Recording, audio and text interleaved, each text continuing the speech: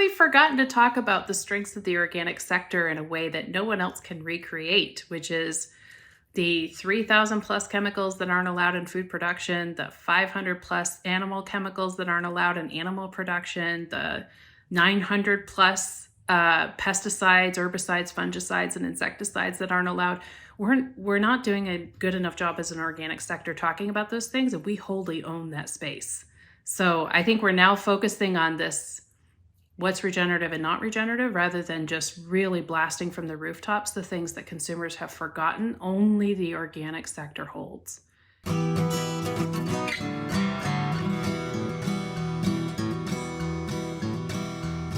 Welcome to the Real Organic Podcast. I'm Lindley Dixon, co-director of the Real Organic Project. We're a grassroots, farmer-led movement with an add-on organic food label to distinguish organic crops grown in healthy soils and organic livestock raised on well-managed pasture, all without synthetic fertilizers and toxic chemicals. You just heard from Tina Owens, a co-founder of the Nutrient Density Alliance, who is carefully tracking the science and evolving changes in testing our food for its nutritional content. While Tina comes from a livestock farming family, she was also a media-trained spokesperson at two of the world's largest food companies. She was previously the Director of Sustainability at Kellogg's and of Agriculture at Danone North America. There she focused on philanthropic impact investing. So this is a big topic with a lot of moving parts, and we hope to speak to more folks like Tina about the field of nutrient density testing in the future.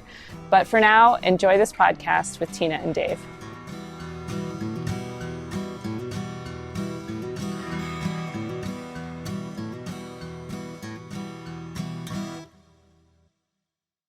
Welcome to the Real Organic Podcast, and welcome to Tina Owens, my guest today. Tina, I'm so glad you're here. Tina, you've had a lot of roles over the years, many different organizations. You worked for Kellogg for many years. You worked for Danone for some years. That's actually how I met you, was you were representing Danone as we were talking about dairy. And now you are with the Nutrient Density Alliance. And what's your role with that? I know it's a nascent organization. What's your role there? Yeah, so my role there is as a senior advisor. And I was recently managing director for the last 2 years. I actually just stepped back into the for-profit system to work with systems of scale in supply and demand and funding ecosystem services transformation. So that's a conversation for another time. But the Nutrient Density Alliance, I helped co-found alongside nonprofit partners at the Soil and Climate Alliance and the Non-GMO Project to bring to consumers the most efficacious way of them understanding what the value of regenerative agriculture is for their own health. So that's what we're about and what I'm doing there. And what is regenerative agriculture? The question of the hour. Well, so there would be multiple stakeholders that would tell you there's no shared definition of regenerative, but I'm one of the few that would say that there's at least a shared foundation that spans across all of them. And that is cover crops, crop rotation, no and no-till, and animal or manure integration, which of course are practice-based, but what you're really looking for in the regenerative systems are outcomes-based. And that funnel of regenerative spans everything from conventional regenerative, with people practicing those basic practices that teach them that soil health is important, all the way through to what we would consider to be the gold standard, which is organic plus plus, or things like regenerative organic certification, so that you're basing it on everything that's possible within the agricultural system, including the exclusion of 500 plus animal chemicals and 900 plus agricultural chemicals, not to mention all of the things that go into food packaging and food processing and in production, which are not typically included in other regenerative standards. So organic certainly has a role to play in this, and we all need a North Star. But we've also got to onboard people into the basics of the movement and raise the floor, not just the ceiling. So I view the entire regenerative movement as being of critical effort and worthwhile in the, I'm going to say fight against a future climate volatility due to unmitigated climate change. It's the biggest tool in the box. We need to be using the whole thing, all of it, without being, without trying to negate the the outcomes and the improvements that other parts of the system are making that are also equally relevant in what they teach the producers all across the system. That's where I'm at. Yeah. So I want to talk a lot about nutrient density and what that means, but just because we're here, one of the questions I often have for people who are advocating for a somewhat deeper meaning of regenerative, because the large mass of what people mean by regenerative, where money is spent, and what's being called regenerative involves the use of a lot of herbicide. It just does. So I'm curious for you, and I'm hearing that you don't love the use of herbicide. I don't mean to put words in your mouth, but I'm hoping that in your dream of what regenerative would mean, it wouldn't. Would it include the use of Oh, herbicides? well, I don't think anybody dreams of using herbicides in the food production system, especially when you've been part of the organic sector since 2008, Dave. No, ideally, what you're doing is you're replacing the activities that those inputs provide within agricultural systems. You're replacing them with plants that provide the same benefits. Um, it takes a while, though, to pull what producers view as the tools in their toolbox, to pull them out of their hands and replace them with others and have them have true faith in them. And even when you get producers to plant cover crops, in many cases, they're still burning them down or tilling them under, negating the very effects of what the cover crop was bringing to the field in the first place. So, we have an organic farm here. I raise heritage pastured animals for nutrient dense outcomes. We don't bring any pesticides onto our property, period. I think the strongest thing I use is vinegar on my weeds around the house because I'm scared to death one of my animals is going to eat it because they're almost all free range. You'll find my personal belief system on this is fairly rigorous and one of the more stricter ones, but I'm also a realist, having worked in large scale production systems, food systems at scale for more than 2 decades. So it's not about just shutting something off and turning something else on. Rather, it's those impacts year on year that show producers that there's something different that they can do that leads to longer term better outcomes and better on-farm profitability.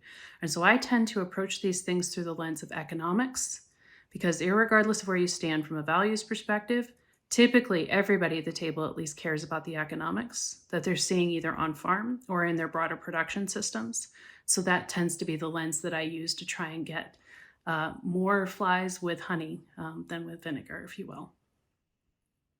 Yeah, I've been accused of using vinegar a lot in my approach. So that's fair. That's fair. But so just so I'm clear, it sounds to me like in your personal choices for your farm, you're choosing traditional deep organic practices. So much so that to order bulk organics on our farm, we've literally had to order from a couple states away and pay several $100s in shipping just to be able to use that supplementally with our animals, Dave. This is part of my DNA. It's been fully embedded since 2008 when I started working in the organic community. And I've had a lot of connections with people in the NOSB or at the OTA or within organic brands. I've worked on the world's largest organic brand and some of the first movers in the mainstream organic movement. I happen to believe that organic still offers a lot of things that aren't being offered in other food systems, specifically and I think we need to talk more about this as an industry, but specifically the chemicals that aren't used in food production systems or in packaging systems, artificial colors and flavors, and things that you just can't find necessarily elsewhere in the food system that organic does have the rigor behind, and it's also the only one that's actually codified into law. So we need to spend a lot more time as an organic industry talking about the things that we have that are uniquely different and unique to us, and not just fighting over turf wars, if you will, on where regenerative starts and stops. Because I happen to believe all roads within regenerative can lead to organic, because it's a mindset shift that you're after. And I appreciate what everybody in organic is trying to do to raise the ceiling. I think now more than ever, from a climate change lens perspective, we need to be raising the floor. And that's why, arguably, the organic sector's not gotten the spate of growth that it could, is because the floor is so polarized from where the top is going that it creates this chasm in between. And we need to start bringing those other people along with us rather than alienating them. And that's been a personal mission of mine for many years now. And it's one of the reasons I looked to nutrient density within Regen Ag, is because it cuts through some of that noise for producers, for brands, but especially for consumers. And so I look forward to sharing more about the work that we're doing on that I think unlocks the supply and demand system within regenerative at large for consumers to understand that this really matters for their health and why. Yeah. Well, I certainly agree with that. And as I say, I want to go into it. I just, we don't have to keep going, but I haven't given up hope about organic changing the world. I really haven't. And, it's growing faster in the rest of the world than it is in the US. It's growing faster in the EU. And the sales now exceed US sales of organic. And they've done that without compromising the standards. So, in fact, they've gotten tremendous government support for increasing their percentage of organic acreage to 25%. That's their goal by 2030, 25% of their land being certified as organic. So I think that it's possible to take a very strongly pro-organic position, and it doesn't mean that we're not going to change the rest of agriculture. It means the rest of agriculture is going to go, oh, maybe we can make a better living if we do it this way, as well as all the nutritional benefits. So I'm not giving up on organic. There are millions of organic farmers in the world. U.S. lags so far behind the world now in any kind of leadership in organic, but I think that we've done a lot in the past, and we can reclaim that. We can try and catch up with everyone else. I hope so. So So it was 2018 where they started helping producers transition. The actual transition assistance started coming through the Farm Bill, et cetera. So that should help with the catch up. We're still, even though organic acres in the US have doubled in the last 10 years, we're still at roughly 1% of all acres in the US. So I think it's still shocking to our industry to understand that the bulk of what they see in the grocery store or at some of our largest product expos, that almost all of that is actually based on imports. And the demand is here. We need to make sure that the supply is here. But we also need to remove some of the polarization that keep people from seeing organic as a viable option because of where those lines have been drawn. And I happen to believe regenerative is one of those things that helps get people over the fence once they see why you put the health of the earth, the centricity around soil health practices, et cetera, at the center of your farming system, as opposed to the more of a factory approach, stacked trait inputs requirement where it's just step by step rather than actually paying attention to what's happening within the production system around you and the upstream and downstream effects, which is where regenerative is very strongly tailored to start creating that awareness, irregardless of which regenerative system you're talking about. Meeting people where they are is quite important in this moment. I dearly hope you're right. When I see the backers of regenerative at the moment, they're all of big ag, and it's every big company you can think of says we're regenerative or we're pledged to be regenerative, and I doubt it, but I understand I might be wrong, and maybe Bayer is going to change, and Syngenta is going to change, and ADM is going to change. And Cargill, we'll see. Pepsi, McDonald's, we'll see. They have a role to play, for sure. And if we're going to leave big, if we're going to say big is bad, right?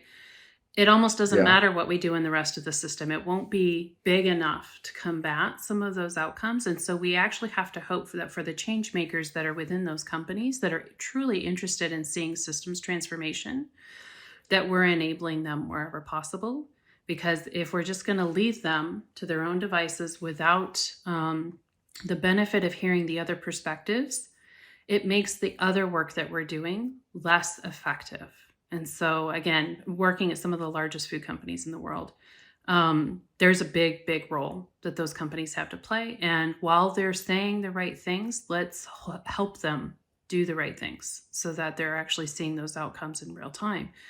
When you change individual hearts, that's when you can actually have a chance at changing the group heart, if you will. So where you find those believers within those companies, they need to be supported as much as possible, because that is how you're actually going to affect long-term systems change. It really is. We could have a wonderful long conversation about this, but I have let's no doubt. talk about, I know, let's talk about nutrient density, because I know that you believe that understanding it and testing for it and labeling it will be a tool to transform agriculture. It's a way of connecting what people really want with what they're being offered. So let's talk about nutrient density. What does that mean? Well, so there's two ways of looking at nutrient density. One is the standard definition of calories versus nutrients. That is what you would find if you Googled the term. The other is what some of the leaders in this space have argued still needs to be measured. And that would be all of the dark matter, the nutritional dark matter that actually exists within food that our tools are only now catching up to be able to measure. And before Okay, I have to jump in. I have yeah. to jump in because I heard you say that before. I thought, oh, what a charming phrase. So, nutritional dark matter. What does that mean? Okay, so the person who coined that term was Dr. Albert Laszlo Barabasi, who's the head of the physics department at Northeastern and a lecturer at Harvard Medical. And so you can find research in Nature Food that was published in 2019 talking about how there are 26,000 biochemicals in food. That was at the time peer-reviewed. And Nature Food is not an entity to sneeze at, right?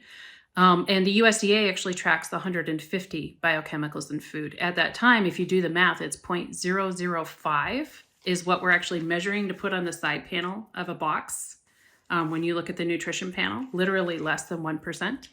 Since then, though, there's been additional research saying that peer-reviewed that there's 200 to 300,000 biochemicals in food. So the tools that were used to measure the human DNA and then the human microbiome, where we learned we're more microbe than human, those tools are being turned on the world around us and looking at food.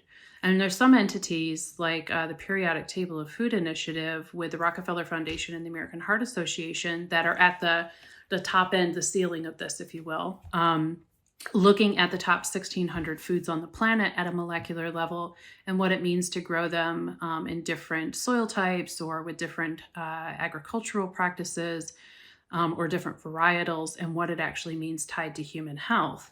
Where we're at in the system with the Nutrient Density Alliance, where I'm now a senior advisor, and our eco-dietitian, Mary Purdy, just recently took over as the managing director, we were looking at some of the bottom of the system outcomes, if you will. So things like how does a food company actually measure higher protein outcomes and have it show up on their side panel so that you can start to have this conversation with consumers, not through the lens of food values, which is how the organic and non-GMO movements have approached consumers in the past. And we're starting to do that with climate as well. And I have a little side note that I need to make here. Because consumers approach these movements through the lens of their values, we have labeled these movements as values-based when they are actually science-based. And both the organic movement and the non-GMO movement are based on solid science. The regenerative movement, whichever end of the spectrum you're on, is also based on the solid science of soil organic matter, vastly mattering for above and below ground biodiversity and upstream, downstream effects, and water infiltration and driving the local water cycle. But it's also matters for things like nutrient dense outcomes and human health. And what I was learning, a lot of us as stakeholders in this movement, we were hearing some of the same fallacies over and over again and thinking that because a wheat that was grown regeneratively had 40% higher protein, that you might have to do human health trials in order to put it on a box. And that's just not the way the system works. You don't have to do that when you add more soy to a granola bar, right? So we were just looking to address some of the fallacies within the food system to begin with. And what we found was that there were a lot of companies of all shapes and sizes interested in understanding more what this meant for their own portfolios. And so one of the first things that we look to do is create the foundation from a brass tacks perspective of how the existing processes, paperwork, lab tests, and just the normal food production system could be leveraged in order to segregate an ingredient with a higher nutritional outcome and actually move it through the food system in a way that it showed up on the side panel of a box and therefore was concrete. But again, if that's only 0.005 of what's actually in that box from a nutritional perspective, what you're doing is just setting a baseline for where the food system is heading next, which is understanding how all of these biochemicals matter for human health on an ongoing basis. So what you're looking at is the birth of an entirely new way of understanding, talking about, digesting nutrition as a globe, really, from an academic perspective, and what it means tied to your wearables, your cortisol level, your diabetes management, your phone integrated in it. This is not just a one-dimensional shift in understanding nutrient density. It's understanding it in relation to all of the other technology that's around you, helping you understand your own body and how you're moving through the world. Yeah. So let me just go back for a minute, because lots of people who are going to hear this aren't going to know what a biochemical is. Have we got some other words for biochemical? The nutrition molecules, let's just call it that. So within the peer-reviewed research, they'll call it biochemicals or bioactives within food, but it's the individual molecules that are being measured within food that are called the compounds that are called nutritional dark matter, because while we might now be mapping them, we still don't necessarily know what they do. And so there's also a role of AI in here, and some companies, startups that are already mapping some of those plant bioactives and then using the AI to review the existing human health research to understand where there might be a correlation in similar health research to understand where they should move forward in human health trials. Something that used to take a decade might now take months or a couple of years in order to understand what the potential efficacy is for us as humans in eating or supplementing with that compound, and then moving it through the food system. And I'll give you one example, although I think we should go back to talking about food system process and understanding nutrient density after this. The example would be from Bob Beelman at Penn State and the work that Rodale Institute has also done around the role of ergothioneine as an antioxidant that the mycorrhizal fungal community creates and then trades with plants as part of the nutrients in the carbon cycle. So ergothioneine is largely removed through tillage, and you need it. The only way you get it is through food. And what ergothioneine does is it protects your brain from neurodegenerative diseases. And so when you have lower ergothioneine in your diet, you're actually at higher risk for mental disorders, Parkinson's, Alzheimer's, etc. And there's peer-reviewed published research showing this correlation with other populations that have a higher ergothioneine level and have lower instances of these diseases. So the fungal community and the understanding of fungi in the soil and the role that they play in interacting with plants for nutrient uptake, that understanding has only just begun. But let me go back to what I was saying about this being a values-based movement versus a science-based movement. So with consumers, with organic, we tried to convince them to buy through their values and what they should care about. Even Fair Trade USA, right? What do you care about this other human being on the planet to go buy? With regenerative, we're going down this road of, hey, if you care about this, if you care about climate change or what have you, go buy regenerative. What we're saying is, that's 15% or so of consumers reliably. And those consumers are also getting fatigued with the number of badges and messages that they're getting. But 86% of all adult humans in the US have some sort of pre-metabolic syndrome, outright cancer, diabetes, heart disease, etc., and have something that they need to manage. And so rather than gearing them up to go save the soil and the climate and the farmer, which only works for a narrow band of people, instead focus it on themselves. My health, my fertility, my longevity, my diabetes, my kids' ADHD. And therefore, you're telling them about the nutrition and the benefit to themselves. And if they want to learn about regenerative, they can go down that path and learn about it. But you're not asking them to care about something outside of themselves before you ask them to care enough about themselves to be interested in why this is more nutritious for themselves. So it's really about capturing the widest possible audience of demand for the regenerative movement writ large, because we need farmers to see that this is a safe place for them to convert and to start taking those steps to move those practices, to have guaranteed demand and offtake, not just a sharp corporate elbow coming at them about scope 3 emissions.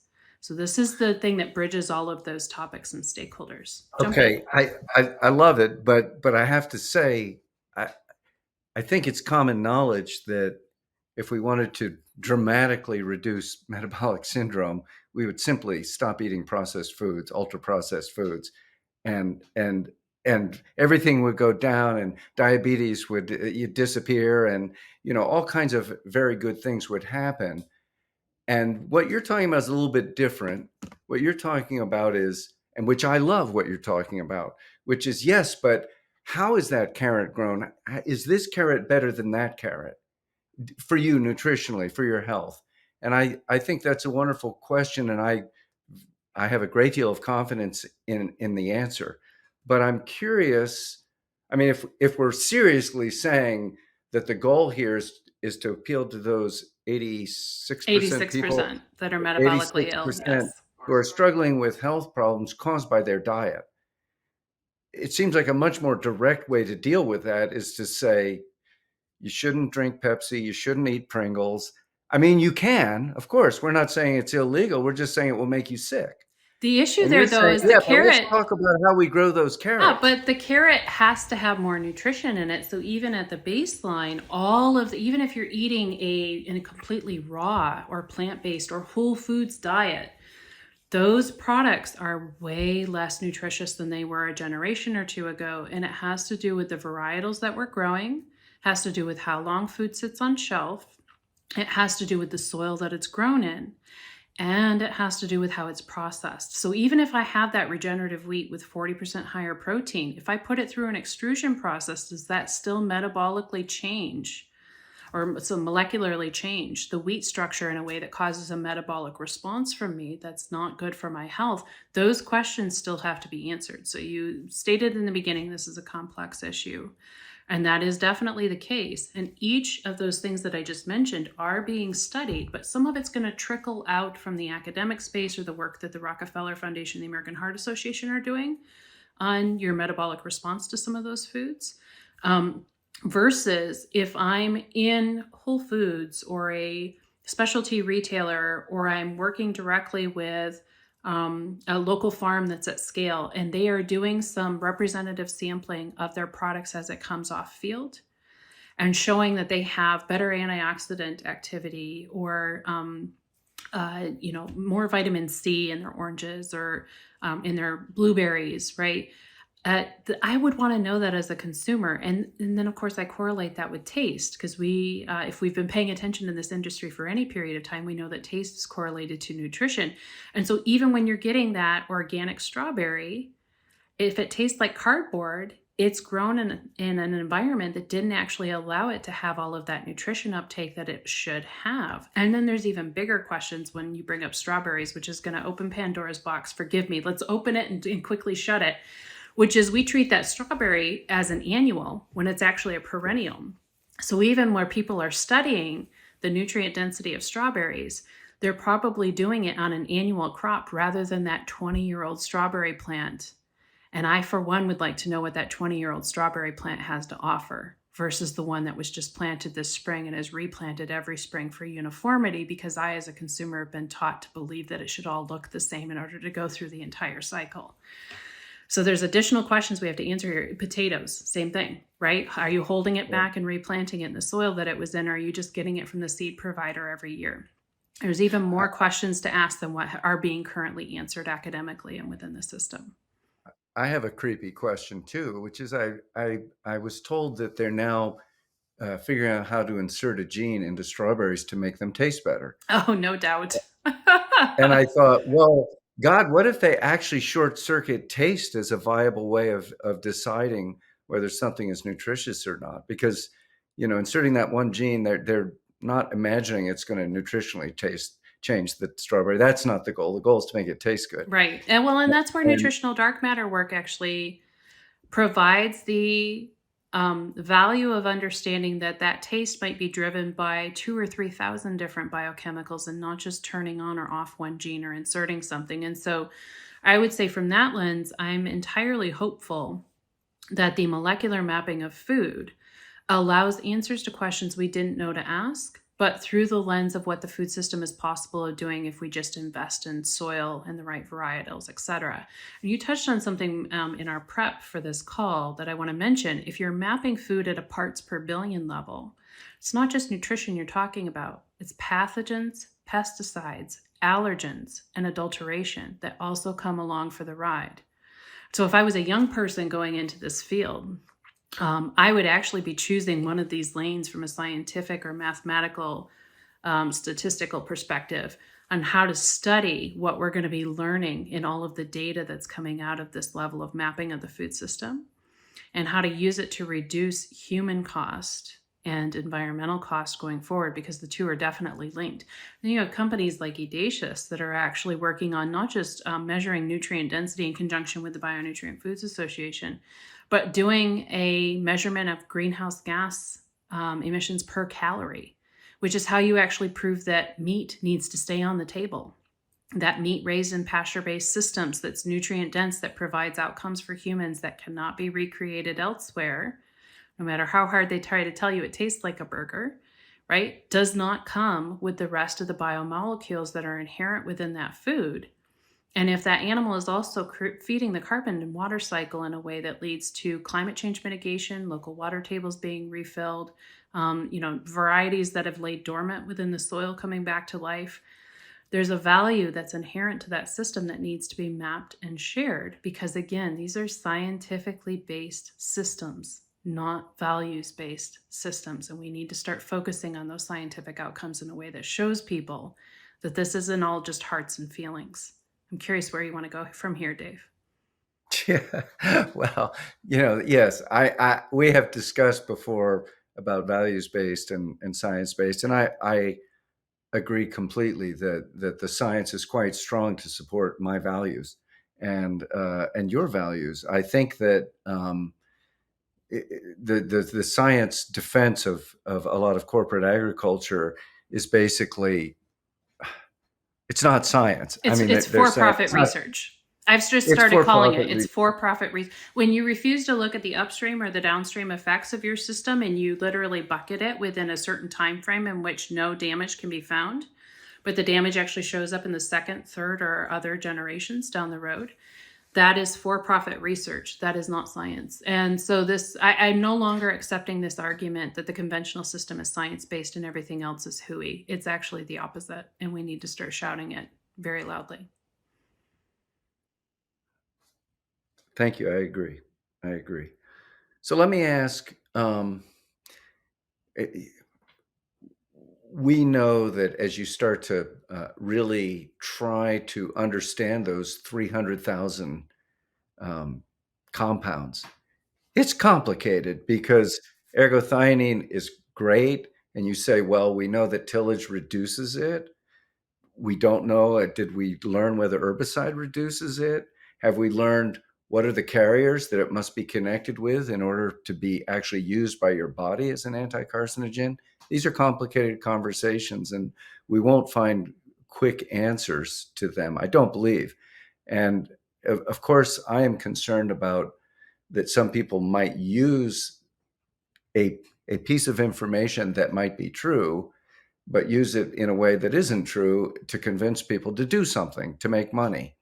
And so in a very complex system, when you're running these different plants or animal products through a mass spec and saying we're actually able to see what's happening, but it's pretty confusing to see 300,000 different compounds and understand how they connect to each other and what's good and what's bad. Do you have thoughts about that? Do you go, I'm feeling pretty confident that if I run this tomato through a mass spec and I run that tomato through a mass spec, it's going to be pretty clear to me which one is better for my health? Well, I will leave this to the scientists that are actually doing that work, because we focused more on the food system processes and their current understanding of nutrition. And so there are a lot of people doing that work that you just mentioned. John Fagan, Dan Kittredge, Stefan Van Vliet, David and Ann Montgomery, the other projects that I already mentioned, Audacious, Eric Smith. Merge Impact as a lab, Wise Code as a lab, right? There's a lot of people working in that space to determine what those biomolecules are and what they mean for the food system. I will say the one benefit that I see immediately from that is being able to call BS on the fake meat piece, where if there's only 0.005 of biochemicals on the side panel of food, and they're showing you that plant-based burger side by side with a meat burger and saying it's the same, they're doing so with less than 1% of the information. And so Dan Kittredge has a visual on this where side by side, one of the famous meat replacement brands and an actual beef burger, and showing that less than 2% of it actually matches up, and the rest of it your body doesn't necessarily know how to process it as food. Just because it makes it taste the same or makes the mouth feel the same does not mean that it's providing the same level of nutrition. And so that's one of the things right out of the gate that I think is an important and critical thing to bring to the conversation about the role that animals play in production agriculture when they're pastured.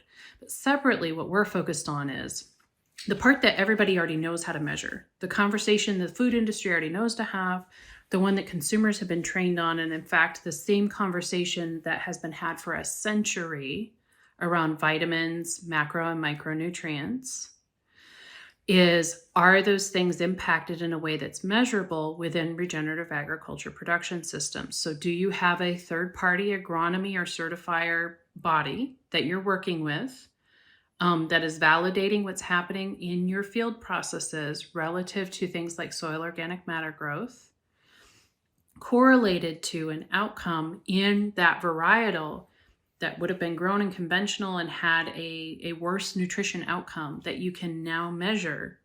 And there are multiple brands and companies and even agronomy services and certifiers working in this space. Regenerative has announced they're folding in nutrient density testing. John Kempf and AEA is folding in nutrient density testing. I just mentioned several labs that are working with brands on doing that nutrition testing.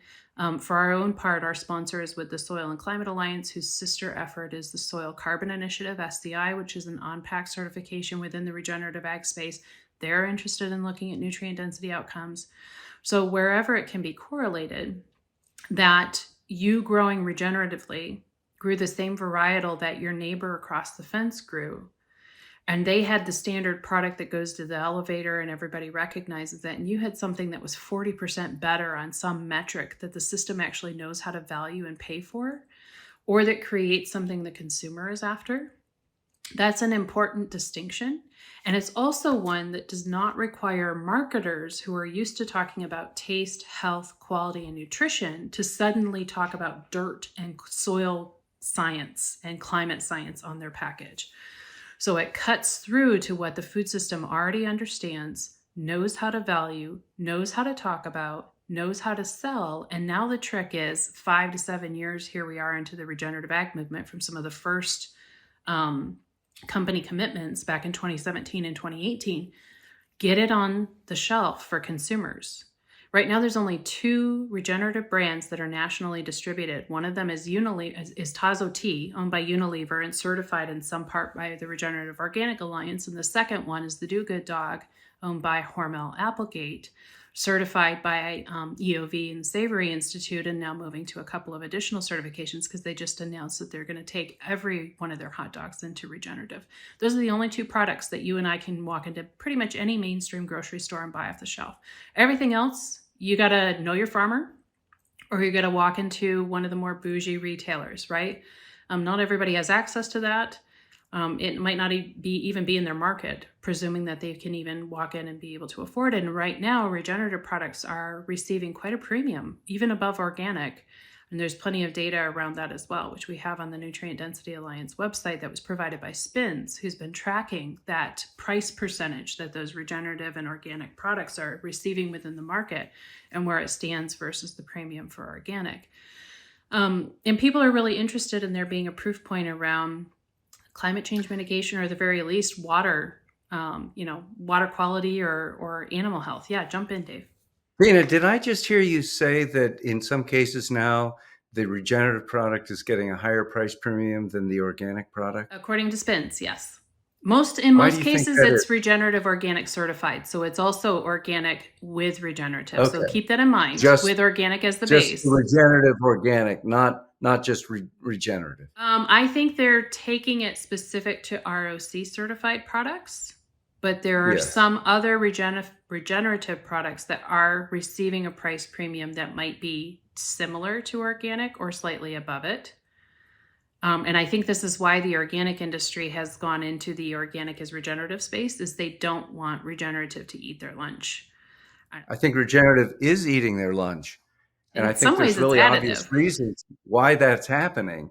But that's a different conversation in a Is it sense. though? You I think know, we've forgotten to talk about the strengths of the organic sector in a way that no one else can recreate, which is the 3,000 plus chemicals that aren't allowed in food production, the 500 plus animal chemicals that aren't allowed in animal production, the 900 plus pesticides, herbicides, fungicides, and insecticides that aren't allowed.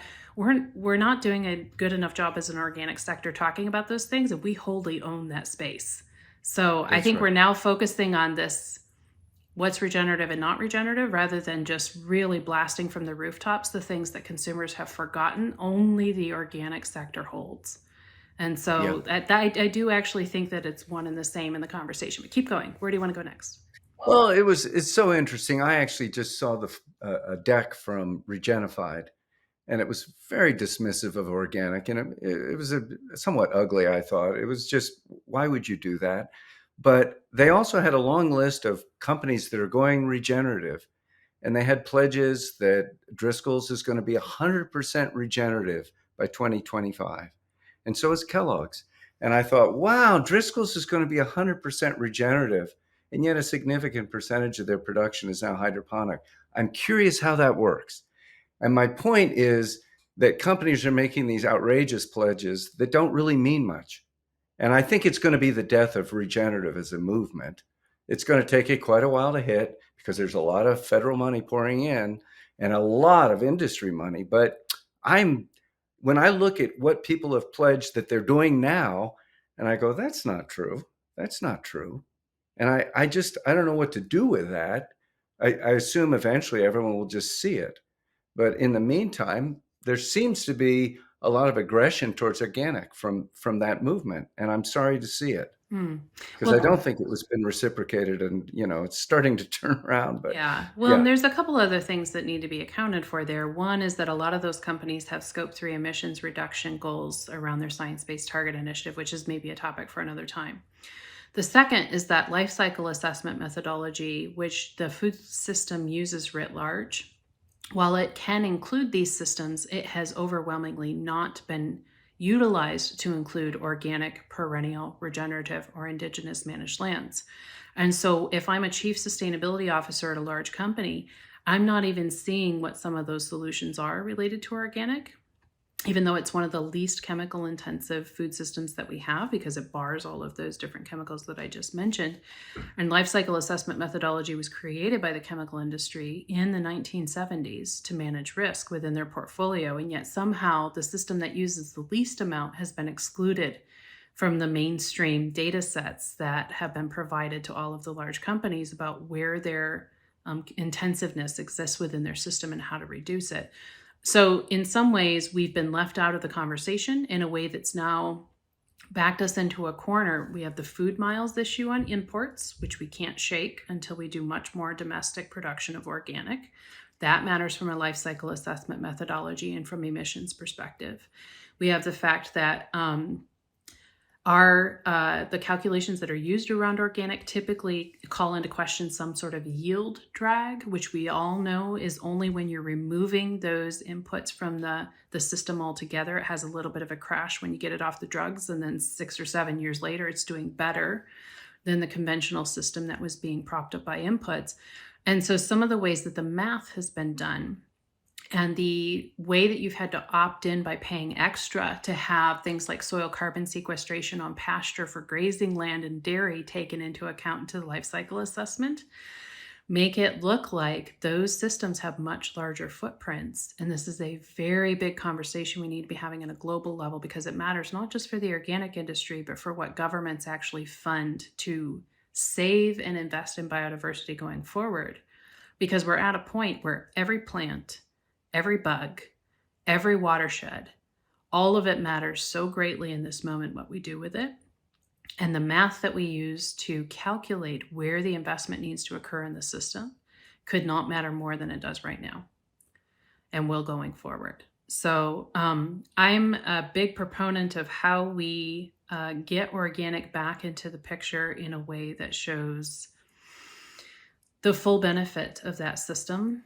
And that's taken me calling into question and account with some larger players how those systems are actually measured in things like life cycle assessment methodologies. If you happen to be at Organic Week in Washington, D.C., Dave, we're actually having actually, it's not at that one, sorry. It's at a June organic event that Nancy Coulter Parker is pulling together.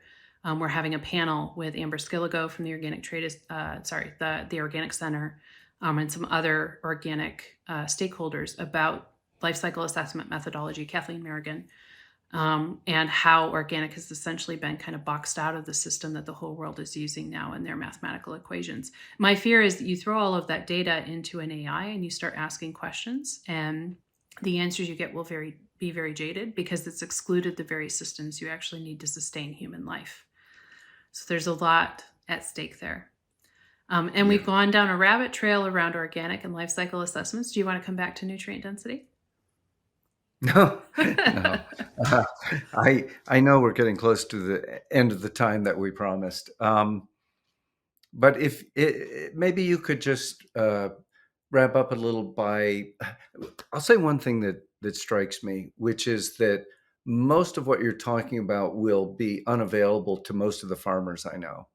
This is something that will appeal to large companies that have huge budgets and that are doing things on a scale where testing will have a big impact. And a smaller farm, the cost of the test, no. Okay, can I challenge that? Actually, most of those big companies, so 68 of the top 100 food companies on the planet have something around regen ag. Most of them want to do mass balance, meaning that they're not actually segregating any of the volume and doing this testing. So where the value actually comes in is for the small brands that want to be insurgents within their category and have something new to take to the buyers at the retailers, which would be those nutrient-dense outcomes. And there may be grants or philanthropic funding. We're actually at the Nutrient Density Alliance. We would like to see philanthropic funding as a baseline for all the regenerative certifications, every single one of them, every single product, regardless of which brand it's going in, going through nutrient density testing to show that there's a there. Because if you have that outcome in a representative sampling program, the same way you would with any other ingredient today, and you are able to carry it through to that side panel and have that conversation with consumers in a way that's fact-based rather than values-based, that's actually how you get on shelf and compete against the big guys. The big guys are looking at the cost of the tests and saying, we don't want to do it. We don't want to do the segregation, because they have created efficiency around maximizing production systems at scale. It's very costly for them to break out individual systems.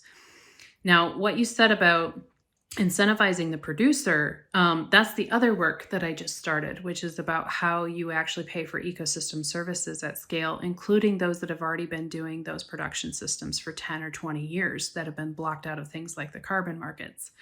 And so maybe in the future, you and I can have that conversation. But on nutrient density right now, it is those smaller players or middle players that actually have the most to gain by punching through with differentiated outcomes and working directly with laboratories to see what their meaningful differences in their production systems, because they probably know their growers, right? So the companies that actually know their growers and where their items are coming from have the most to gain right now. Okay.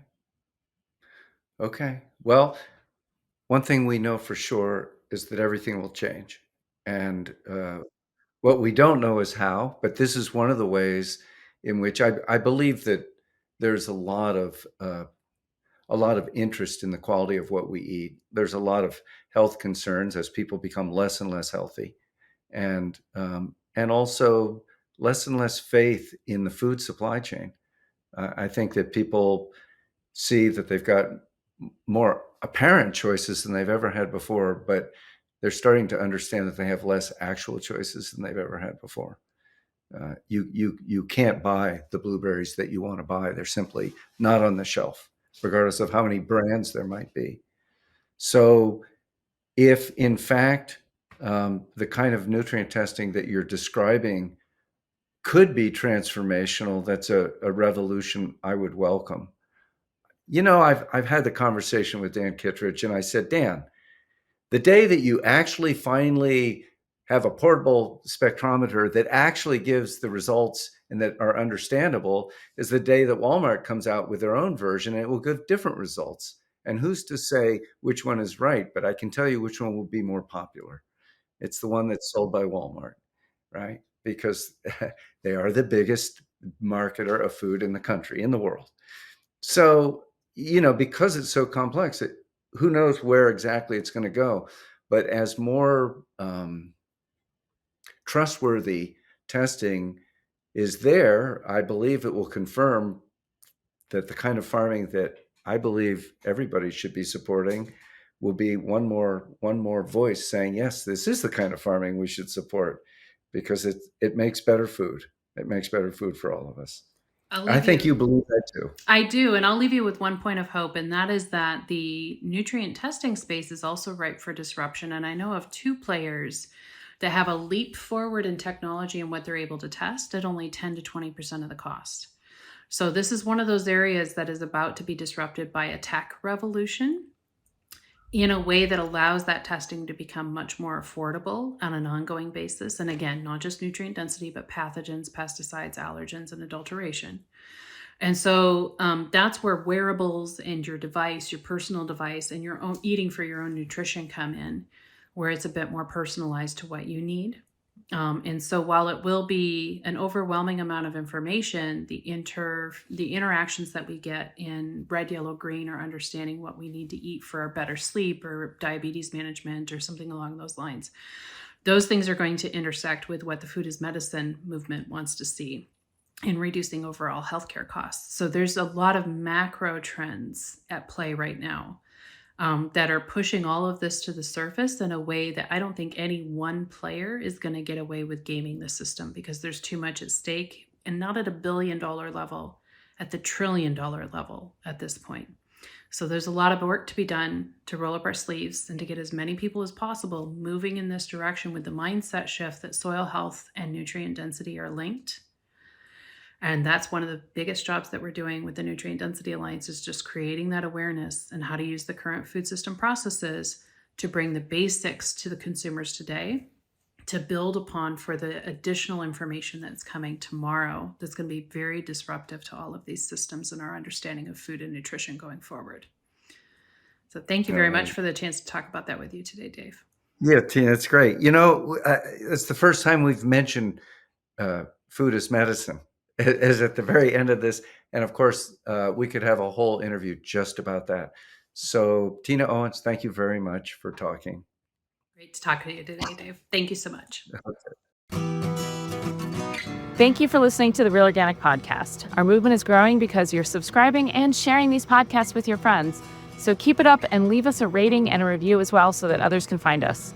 You can find a video version of this interview on our newly designed website, realorganicproject.org, or on our YouTube channel. And you can join us every Thursday for a new episode featuring voices from the organic movement. See you next time.